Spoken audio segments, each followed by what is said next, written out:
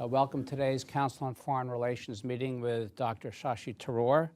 My name is Ken Juster. I'm a fellow at the Council on Foreign Relations, and I'll be presiding over this morning's discussion. Due to some scheduling changes for Dr. Tharoor, our meeting is going to be a bit abbreviated, ending at 9:40. I'm going to engage in a question period with him for about 20 minutes, and then we'll open up to the floor for questions. It's truly a pleasure to have you with us here this morning. Good to see you Shashi. again. He is one of India's leading statesmen, in addition to being a prolific author, commentator, and former international diplomat at the United Nations. You have his bio. I just want to add to it that he is currently the leader of the all-party team that has traveled to the United States. They were in New York earlier, to Panama, to Guyana, to Brazil, and to Colombia, to really rally support for India's war on terrorism emanating from Pakistan. So again, welcome, Shashi. And let me begin by asking you what the purpose was of your delegation, what messages you've been giving to others, and how you've been received in the countries you've been at.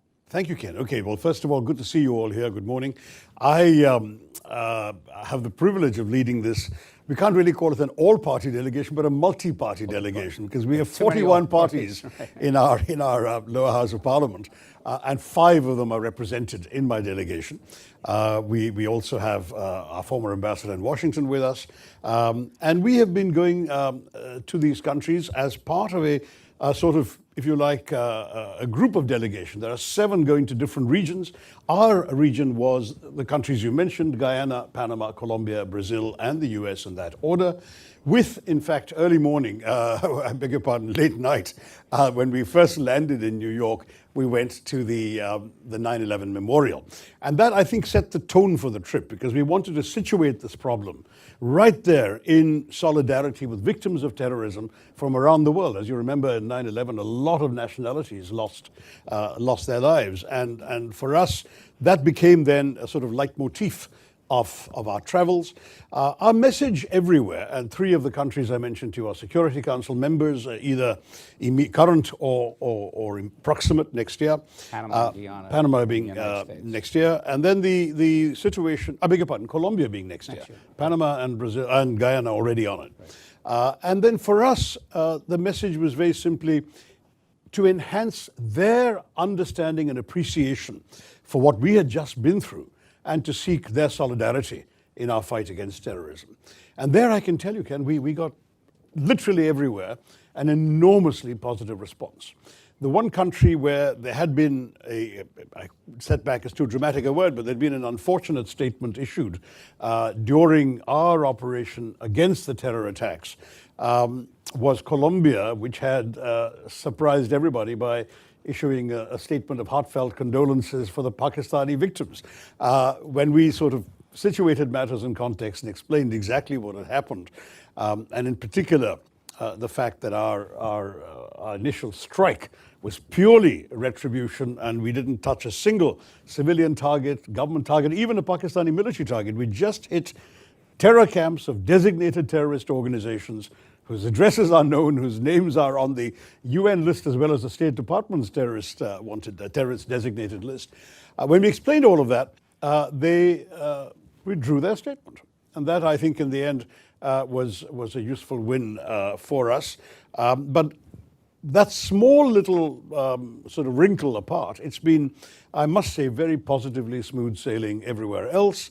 We've been meeting everywhere: the executive branch, government officials, legislators, think tanks and policy wonks, media, and through the media, the general public. There's a public diplomacy element to this as well as... And everybody, I mean, right across the board, has been supportive. It's been our team is multi-partisan, as I said, but so has been the response. We've had people in government and opposition in all of these countries saying to us how much they appreciate what India's doing and how much they support India's right to defend itself against terror. Has India done this sort of outreach in the past? And How is this similar or different from that? Well, there was a similar outreach conducted under Prime Minister Manmohan Singh after the 2008 Mumbai terrorist attack. And that really was, as you remember, horrendous. It was 170 people killed in a protracted terrorist assault over 3 days in 5 locations in Mumbai. That was a terrible, terrible terrorist attack, and we went around the world. I can't say we because I wasn't in that, but the all-party delegations did the same thing. There'd been a couple of other precedents for the sort of demonstration of national unity and resolve, where just as my own delegation has 5 political parties, 7 states or 8 states represented in its 8 members, 3 religions. I mean, we've really showcased, if you like, the unity in diversity of India. I would say that very similarly, in the past too, governments have sought to convey through opposition voices their national resolve on issues. Indira Gandhi in the 1971 war sent out some of her foremost critics. What became the 1971 war, ahead of the war, to explain India's concerns about the Bangladeshi refugees in India. 2008, I mentioned. In between, in 1994, our then Prime Minister invited the leader of the opposition to lead the Indian delegation to the UN debate on Kashmir at the Human Rights Commission in Geneva. So we've had such precedents before, and I would say that in many ways it's a good reflection on Indian democracy. That old line about, your political differences stop at the water's edge is true for us too. Once we cross our borders, we are one. We have our quarrels with the other side, and we'll settle them at home. We don't need to. That doesn't affect our perception of national interest and national security. To what degree did your discussions focus primarily on the terrorist incident, or also on the responses and the quick escalation of the fighting? Because I want to get into that with you as well, but I'm curious whether that was covered. Sure. Well, I mean, Ken, the terrorist incident speaks for itself. It was a horrific incident, an atrocity that many of you must have read about in detail, where these terrorists came, innocent holiday makers on a tourist trip, and they asked people their religion, shot them in cold blood between the eyes, the men leaving, killing them in front of their wives and children. And when one sort of desperate woman screamed out in despair, "Shoot me too," she was told, "No, you go and tell them back in Delhi." That was sort of, "Go and tell Modi," I think was the line. That's the sort of cold-bloodedness and cynicism behind this terrorist assault. It was not some sort of random terrorist incident. It was meticulously planned and absolutely cruelly executed. So with all of that, the anger in India was palpable. I myself, and as you know, I chair the Foreign Affairs Committee of Parliament, but I wrote in my personal capacity an op-ed urging that this time India had to hit hard, but hit smart. And I think that's exactly what the government did. It decided, it took a couple of weeks, it took aim at 9 terror sites, as I mentioned a little earlier. These sites were so precisely chosen and attacked that there was no collateral damage, but even then they also did it at 1:05 to 1:30 at night, so there wouldn't even be the slightest risk of civilians around if there was anything going awry. They then sent a signal to the world, the very next morning press briefing, and also to the Pakistanis. As far as we're concerned, we're done. We just wanted retribution against the terrorists. We've avoided any of your sites. We haven't tried to hit you or your country. So as far as we're concerned, we're done. But if you hit back, we will have no choice but to retaliate. In other words, the burden of escalation was entirely left to the Pakistanis. We had absolutely no desire to have this seen as the opening salvo in a protracted war. We weren't interested. I mean, you know, Ken, you've been ambassador in India. We're focused on our development, on our growth story, on investment, on IT, on pharma. All of this stuff is what's occupying our minds and our mind space. We really don't have time to be distracted by war and conflict. But we felt in this particular instance we had no choice. We had to exercise our right to self-defense, or they'd believe they could just walk across the border, kill people with impunity and go back again. So we really had to show them there would be a price to pay. That was the logic of what we did. Pakistan chose to retaliate, and rather irresponsibly. That is, they had indiscriminate artillery shelling across the line of control and across the border. They killed, unfortunately, people in a Sikh temple, a Gurudwara. They killed nuns and worshippers in the convent of the Carmelites of Mother Mary. They ended up hitting people in their homes, on the streets. 19 killed, 59 in hospital with grievous injuries. So India again said, you hit us, we're going to hit you back. And we hit back as well. And this went on for 88 hours. I don't want to tell the whole story, but at the very end of it, on the final night, which was the night of the 9th and 10th of May, our first attack was the night of 6th and 7th of May. So at the end of 88 hours, we ended up hitting 11 Pakistani military sites. These were military airfields. And there are sort of publicly available satellite pictures, not Indian, but from any commercial satellite, showing craters on the runways, buildings damaged and subsequently demolished by the Pakistanis because they couldn't be rendered operational anymore. So extensive damage was done. And at the end of all of that, the Director General of Military Operations from Pakistan reached out to his Indian counterpart and said, we are ready to call it off. And we said, we've been telling you every day, you stop, we stop. You hit, we hit. It's as simple as that. So you're stopping, we'll stop. And that was the end of that. 88 hours. Very, very sad, frustrating. We didn't want this. We didn't want a conflict. But terrorism has to stop. And so our message wherever we went was to tell people, this is what happened. This is what we did in response. We hope you understand. And unanimously, it's been, yes, we understand.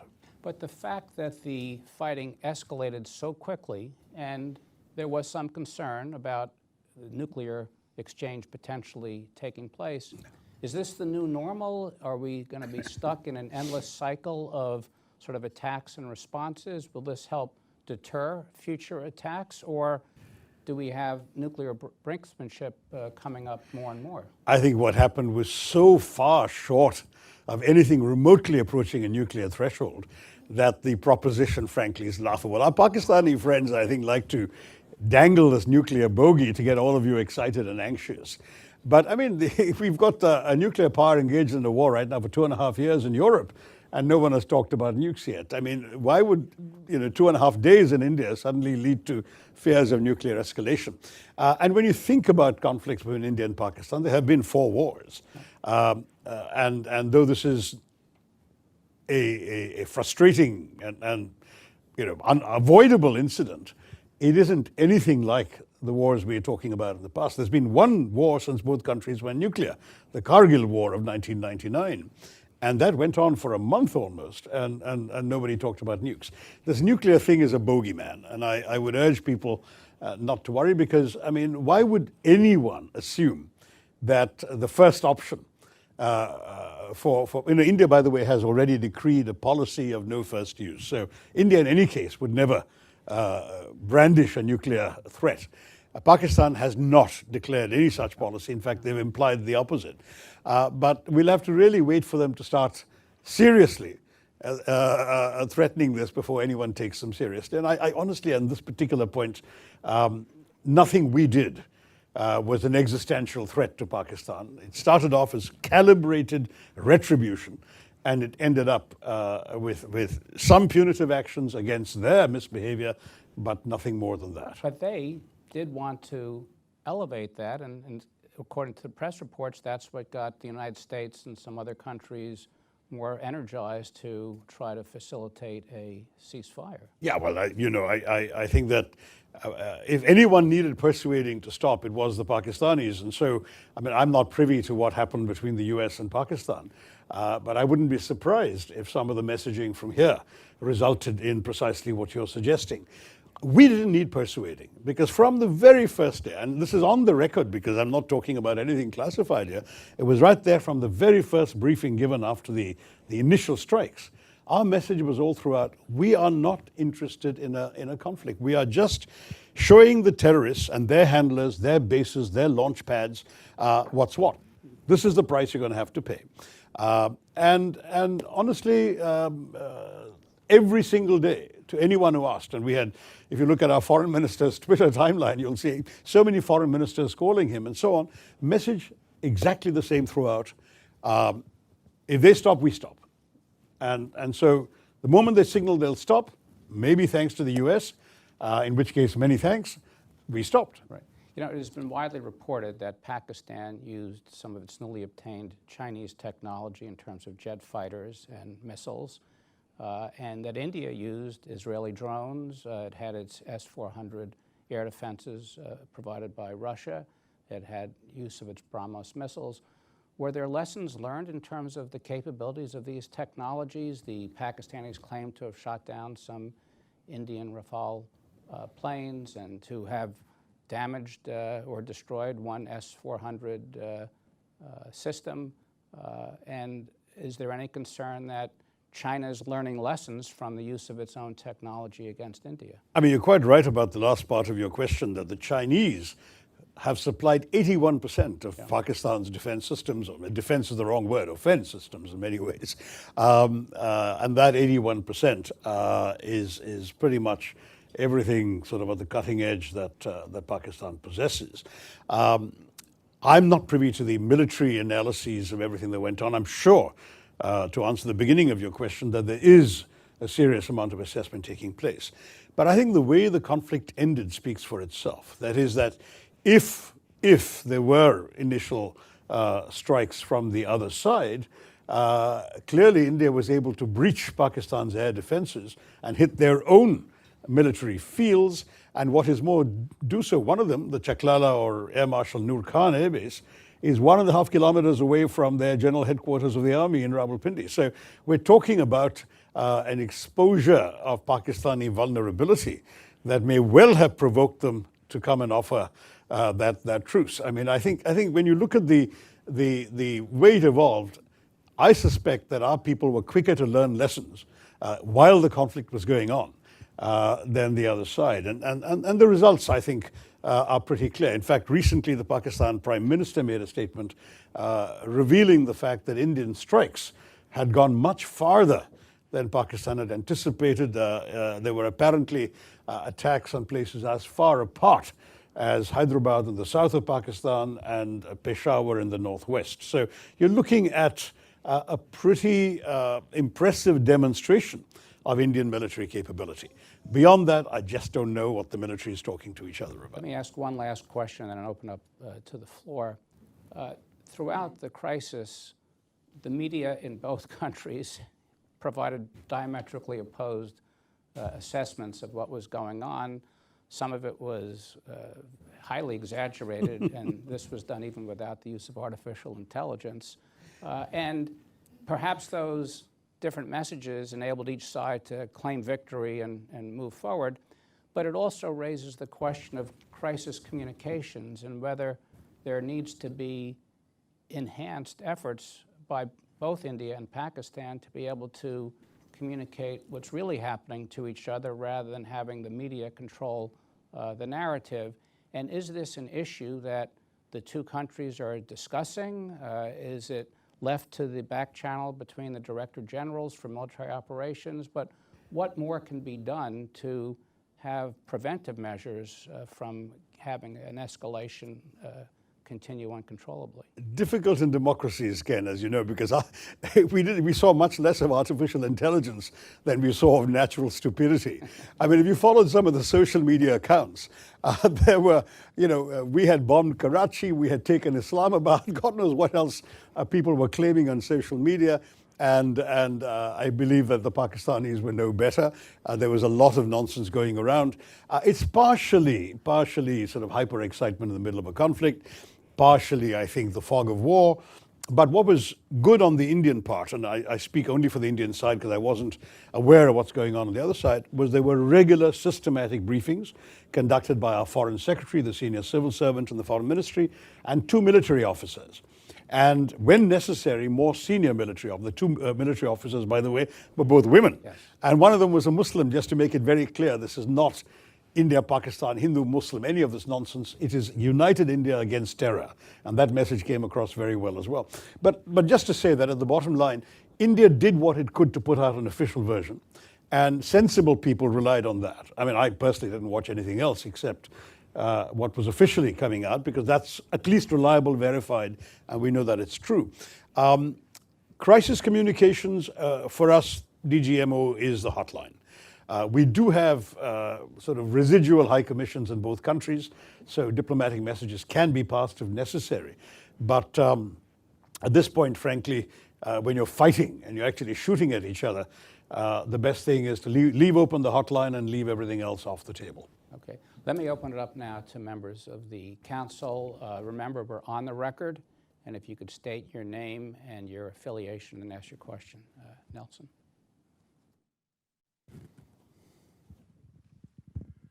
Good morning, and thank you for being here. Nelson Cunningham, formerly with the State Department, formerly with McClarty Associates. It's good to see you again. Good to see you, Nelson. Immediately after the first attack by the terrorists, the United States signaled that, well, that was somebody else's set of issues, we'd stay out of it. Yeah. And within, I think, about 24 hours, the U.S. was, in fact, in trying to mediate. And the vice president was both the one who said, no, it's not our issue, and also the one who came in and weighed in and did. Is it helpful from the Indian perspective, from the other country perspective, is it helpful to have the United States available as a mediator, as a broker, as a transmitter of signals, or should we just stay the heck out of it and let the rest of the world sort things out? I would never presume to tell the U.S. to stay the heck out of anything it wants to get involved in, but mediation is not a term that we are particularly willing to entertain. I'll tell you why, Nelson. I mean, the fact is that this implies, even when you say things like broker or whatever, you're implying an equivalence which simply doesn't exist. There is no equivalence between terrorists and their victims. There is no equivalence between a country that provides safe haven to terrorism and a country that's a flourishing multi-party democracy that's trying to get on with its business. There is no equivalence between a state that is a status quo power that just wants to be left alone by its neighbors where the neighbors don't agree with us, and a revisionist power that wants to upset the geopolitical arrangements that have existed for the last 3/4 of a century. There is no equivalence possible in these cases. And in these circumstances, to suggest that you can mediate between two unequals is not possible. Then how would you characterize the American role, and was it useful and helpful? I'm guessing to some degree, Nelson, that the American role would have been, first of all, to keep themselves informed with conversations with both sides. And certainly my government received a number of calls at high levels from the US government, and we appreciated their concern and their interest. At the same time, they must have been making similar calls at the highest levels to the Pakistan side. And our assumption is that's where, because that's the side that needed persuading to stop this process, that may well have been where their messages really had the greatest effect. But that's guesswork on my part. I don't know what they said to the Pakistanis. Okay. Dov. It's good to see you again, Dov Zakheim. Question for you. You mentioned, actually, I think it was Ken who mentioned the drones. Yeah. Given what Ukraine just did to Russia, is there any sense in India that there may be a need for a different way to think about strategic posture? Sir, again, as I said, these are things the military is thinking about. I mean, all I can say is that the world of warfare has been changing dramatically since the beginning of the Ukraine conflict. And increasingly, the use of drones, for example, it's striking that neither country actually crossed over into the other's airspace at any stage of these 4 days. Everything is being done from a distance now. Drones, missiles, technologies have moved quite significantly. What was old-fashioned and awful and tragic was the indiscriminate Pakistani artillery shelling, which should never have been done in the manner it was. I mean, but you can understand why. We hit terror bases. There are no terror bases in India to hit. There are no terrorist organizations in India listed in the UN or the State Department anywhere else. So what do you hit? You hit civilians. You hit innocent people. That is the asymmetry of this particular conflict. We have tried not just to be precise and calibrated in our response, but we have tried systematically to signal we are not interested in war with Pakistan. We're not interested in attacking Pakistani civilians, ordinary people. This is about India versus terrorism. And as far as we're concerned, situating the problem where it belongs is, if you don't want places in your territory to be hit because they're housing terrorists, why don't you shut down the safe havens? Why don't you arrest these leaders? Why don't you close their bank accounts? Why don't you disband these organizations or call them illegal? If you're not prepared to do any of that, then I'm afraid this is the only way we can deal with it, because we are not going to sit back at our homes and be hit at your convenience. That's not going to happen. Yes. Most recently, U.S. Ambassador to Morocco. It's good to see you. Sorry, I didn't hear you very well. Do repeat that. Puneet Talwar. Yeah, hi. Good to see you again. Good to see you Most again. recently, U.S. Ambassador to Morocco. And I wanted to ask you, you mentioned that during the engagement, the military engagement, that China's technology was at the top level was provided to Pakistan. So they had cutting edge technology. You managed to penetrate that. So I want to just press you a little bit more on that. Is the sense in the strategic community and top level politicians like yourself that India stacks up just fine against Chinese technology, or is there some sense of concern or reassessment going on in a serious way about where this leaves India relative to China? Puneet, I think, frankly, the reassessment took place while the fighting was going on. In other words, when we saw what the Pakistanis were attempting to do, using, as you say, Chinese technology, there's supposed to be something called a kill chain that the Chinese specialize in, where the radar, GPS, planes and missiles are all linked together and they react instantly. All this is stuff I'm reading in public military analyses. It's not something I've got from any classified source. But when we saw that, we simply did things in a different way. Otherwise, we wouldn't have been able to hit T-11 airfields, and we wouldn't have been able to breach the Chinese supplied air defenses. So it's clear that assessments were taking place while the fighting was happening, and we were recalibrating our strategies in order to end as effectively as we were able to end. So that, I think, is the short answer. The longer answer, I'm afraid, only the military can provide. I mean, you and I have been at various ends of the policy spectrum in your country and in mine, but we haven't really been sitting in military headquarters. So I'll take a pass on how much further we can go on that. By the way, on the Chinese technology, I may have slightly misspoken, because my understanding is, for example, the aircraft given is the Chinese J-10, whereas the Chinese themselves have a J-20, which is apparently one or half a generation newer.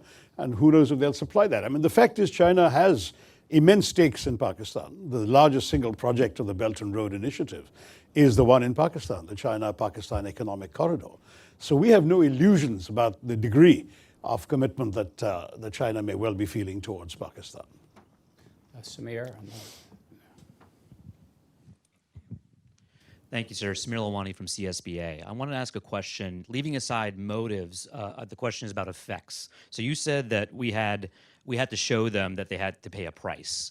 And my question is, what is your sense of whether Pakistan believes they paid a price, whether the military, the politicians, the civilians, the population?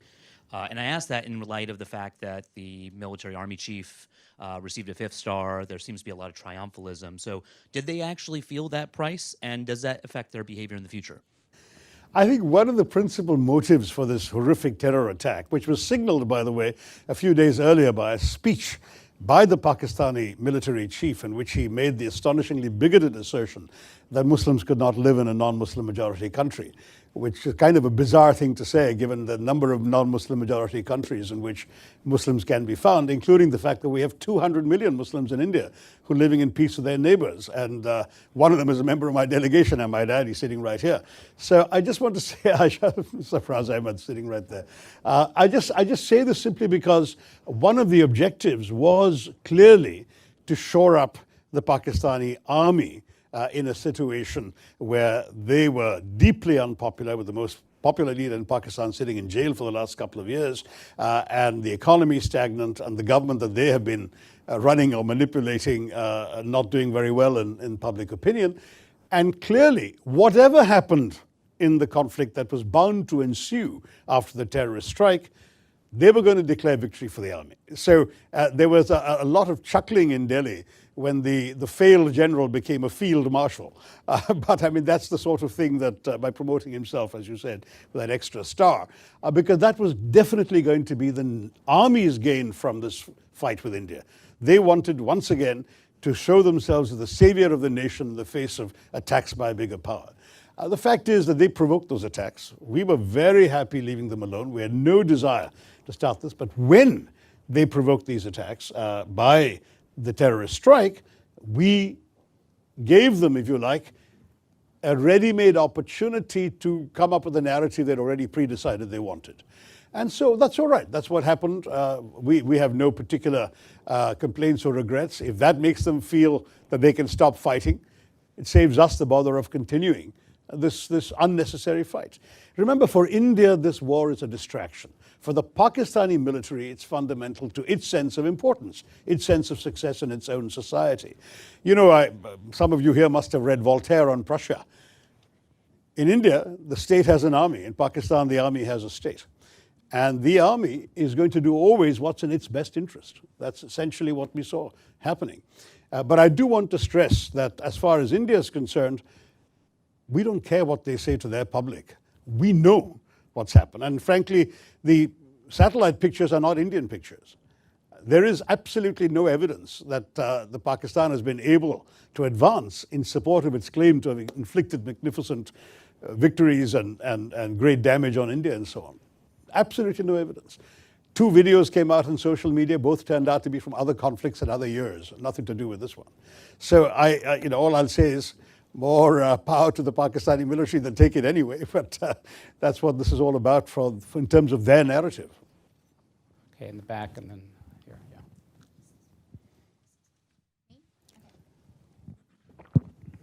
Hi, Maureen Ahmed from State Department. I've covered South Asia and India in the past, asking a question in personal capacity. Lots of Pakistan stuff, so stepping back a bit in the South Asia region writ large. Lots of different changes on political landscapes in Bangladesh, Sri Lanka, Nepal. India's had strong relationships in the past, but how is it going to handle these changing landscapes, especially as these countries have a more of a lean now towards China? How are they, recalculating this calculus, especially in Bangladesh, Sri Lanka, nearby? So would love to hear your perspective. That's a vast subject, young lady. I think we'll really have to do an entire seminar on that. But I'll start off with one simple proposition, that we have the sort of same kind of big country in the neighborhood problem that the US has had for ages.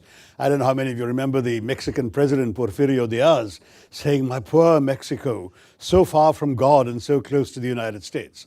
I mean, many small countries in our neighborhood are bound to have the sort of feeling about being so far from wherever and so close to India.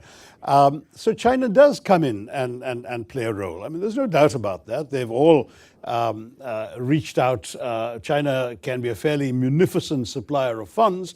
Very often they are loans and not grants, and some of them involve unsustainable debt obligations on the part of the recipients. And so, yes, I mean, you've implied there are certain issues we need to address. We will, but it'll take too long to give you a short answer, other than to say that the neighborhood is of great importance to us. We, as a country, have always appreciated the fact that when we sit around the table with our neighbors, we account for 70% of the landmass and 80% of the GDP. I mean, we have a responsibility to care for the well-being of our neighbors, and we are conscious of that. In fact, we were trying to make a go of the South Asian Association for Regional Cooperation, but Pakistan obstructed that on the grounds that they could not have these relationships blossoming as long as they had a grouse with India. And unfortunately, the South Asian Association worked on consensus, and so nothing could get done.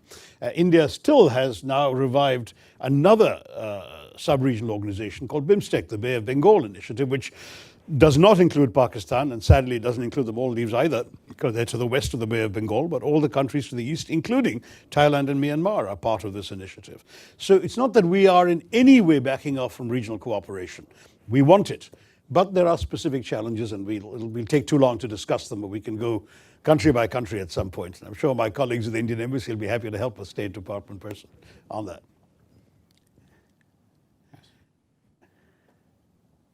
You have to stand up. That shouldn't be allowed. This is my son. Shashi Tharoor of the Washington Post. Definitely asking a question in personal capacity. And mostly to say hi before you go off to your next engagement. Raise the mic. Mostly to say hi before you go off to your next engagement. I'm curious, though, on this tour you've been on, various countries in the Western Hemisphere, have any of your government interlocutors asked you to show evidence of Pakistan's culpability in the initial attack?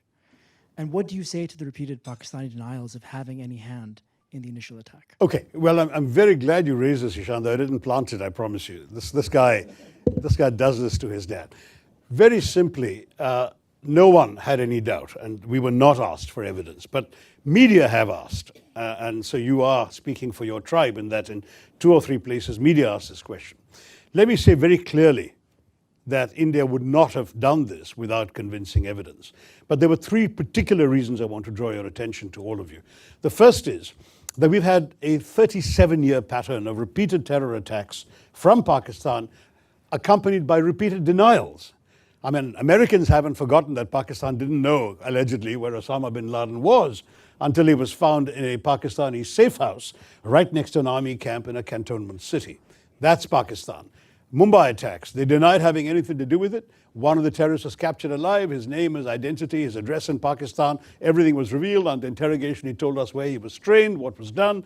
The US intelligence, as well as ours, recorded the chilling voice of the Pakistani handler giving minute-by-minute instructions to the killers in Mumbai, telling them where to go. And they were monitoring Indian TV and saying, there are people hiding on the 3rd floor of that hotel, go and shoot them there. This kind of thing is going on. Your sources recorded this too. So we know what Pakistan's all about. They will dispatch terrorists, they will deny they did so until they're actually caught with red hands. That's the first. So I agree you're going to say, but that's circumstantial. Sure. Second point. The moment this happened, within 45 minutes or so of this happening, the terrorist attack, a group called the Resistance Front claimed credit. Who are the Resistance Front? They're a well-known proxy front of the Lashkar-e-Taiba, a banned organization listed by the United Nations, listed by the US State Department, which enjoys safe haven in the town of Murid-K in Pakistan. The Resistance Front, evidence about the Resistance Front and its doings was presented by India to the UN Committee on Terrorism in December 2023 and repeatedly again in 24. But the problem was, of course, Pakistan too is a member of that committee. The Resistance Front was not listed by the UN, but its identity was known and publicized. These people then claimed credit within a time span. There were no media present when these killings took place. Most of the world hadn't even learned about this when they claimed credit. So that was itself a smoking gun. They repeated that claim 24 hours later. And having repeated that claim 24 hours later, then their handlers must have woken up to the gravity of this and told them to take it off their site. So they did. But the fact is, the credit claim was on record and the world has seen it. Third, when the first strikes happened on the terrorist camps, funerals were conducted, including for members of some of the key organizations, the Jaish-e-Mohammed in particular, and the Lashkar-e-Taiba. The funerals were conducted and photographs have emerged on social media showing Pakistani generals and police officers in uniform attending these funerals, being conducted by relatives of these terrorists.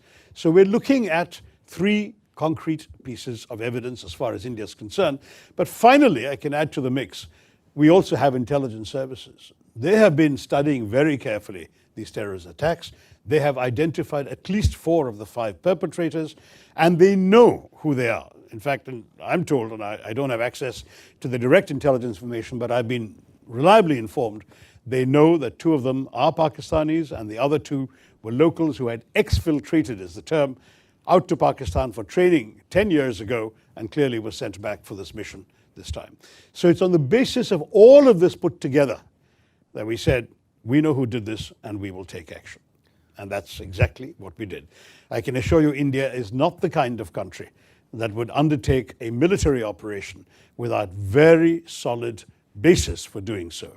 This was not some random terror attack. I must say our government counts 24 terrorist attacks in the course of last year emanating from Pakistan, but none of them required this kind of response. We dealt with them. We either got the terrorists or killed them. Minimal damage, very little loss of life. We dealt with it. This showed all the hallmarks of a sophisticated, planned, deliberate operation with reconnaissance, with intelligence work, with a modus operandi worked out, this cynical exercise of asking people their religion, shooting them between the eyes. This is not an ordinary terrorist, some bearded fanatic blowing himself up outside a supermarket. This is not that. This is a serious quasi-military style operation, and it required a military response. Okay, as I mentioned, we have a hard stop at this time, and I regret we can't have more questions, but I want to thank very much our speaker, Dr. Tharoor, and thank all of you. There will be a posting on the council website of the transcript and video of today's meeting. So thank you again, Shashi. It's great. Thank you very much.